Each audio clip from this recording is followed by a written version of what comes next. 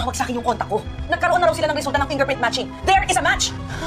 Mukhang itong si Moira nga ay nakahanap na namang ng kakampi sa mga kapulisan dahil nang malaman nga niya, ang resulta ay agad nga niyang kinausap si Zoe. Ayon kay Moira ay tinawagan nga siya ng contacts niya sa loob ng presinto at napag-alaman niya na may resulta na nga ang fingerprint matching. At sinabi nga niya na meron ngang nag-match sa isa sa mga kinuhanan. Nung mga oras na yon ay napabalikwa si Zoe ng tayo at tinanong niya kung sino.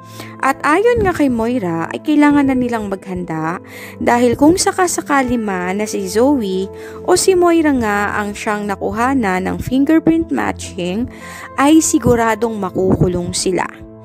Tinawagan ni Moira ang isa sa kanyang mga tauhan at nakiusap siya na hanapan sila ng secret exit point palabas ng Pilipinas.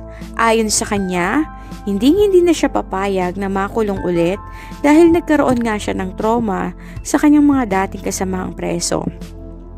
At mas lalong hindi naman niya kakayanin kung makikita niyan ang kanyang anak na si Zoe ay makakasama niya sa loob ng kulungan. Subalit bago pa man sila makalabas ng kondo, ay isang warrant of arrest na nga ang dinala sa kanila at ibinibigay nga kay Zoe at kay Moira. Ayon sa mga ito, nagmatch nga ang fingerprint ng dalawa at hindi sila pwedeng tumakas o umalis ng bansa dahil meron na silang warrant of arrest. Ayon kay Moira ay tatawag muna siya ng abogado upang puntahan sila sa presinto at ginawa niya naman iyon.